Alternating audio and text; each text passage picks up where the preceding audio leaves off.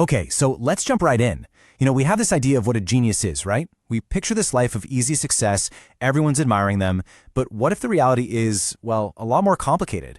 What if one of the biggest side effects of having a brilliant mind is actually loneliness?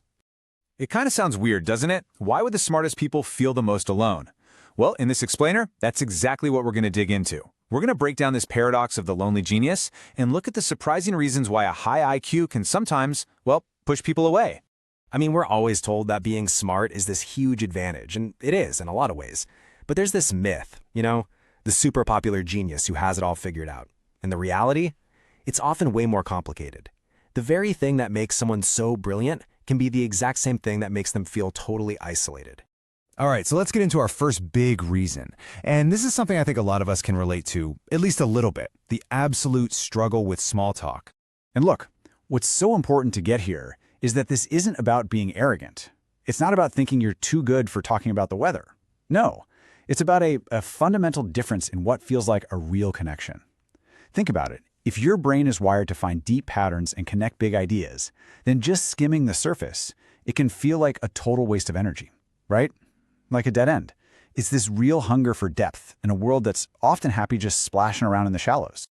This just nails the problem perfectly, doesn't it? You've got this mind that wants to talk about huge, complex ideas like consciousness or solving global problems, but the conversation keeps circling back to weekend plans and TV shows. It's this constant mismatch that can leave you feeling completely out of sync and honestly, pretty misunderstood.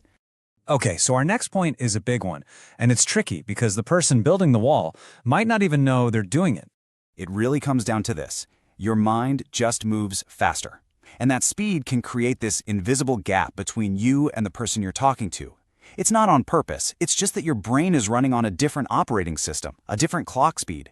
And in a real conversation, you can really feel that distance.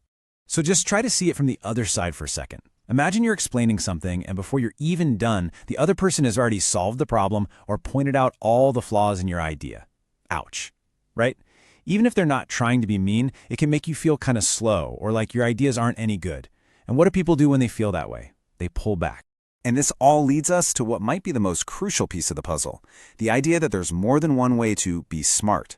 We're talking about the huge difference between IQ, your intellectual smarts, and EQ, your emotional smarts. So what exactly is emotional intelligence, or EQ? Well, think of it like this. If your IQ is like the raw processing power of your computer, your EQ is the software that lets you connect to the network. It's all about understanding and managing emotions, yours and other people's. It's basically the instruction manual for connecting with other humans. And you can see the difference so clearly here.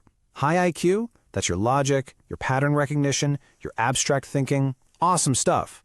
But high EQ, that's empathy, self-awareness, social skills, the stuff that lets you navigate the messy world of human relationships. It's like IQ helps you solve a Sudoku puzzle, but EQ helps you build a real friendship. And this right here is the absolute key. A high IQ does not mean you have a high EQ. They are two totally different things. You can be an absolute genius with numbers, but be completely lost when it comes to compassion. You could design a rocket to go to Mars, but have no idea how to read the room during a simple conversation. And at the end of the day, which one do you think builds real, lasting connections with people? Okay, so we've looked at all these different challenges. What does it all mean when we put it together? How do we connect the dots between being brilliant and feeling like you belong? All right, let's recap the big hurdles we've talked about.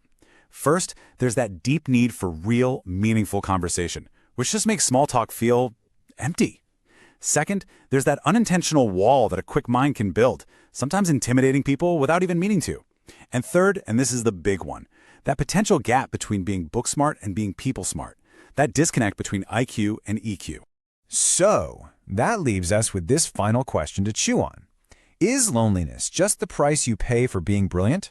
Or is it maybe a sign that we all need to rethink what connection really means? Maybe it's not just about intelligent people learning how to fit in.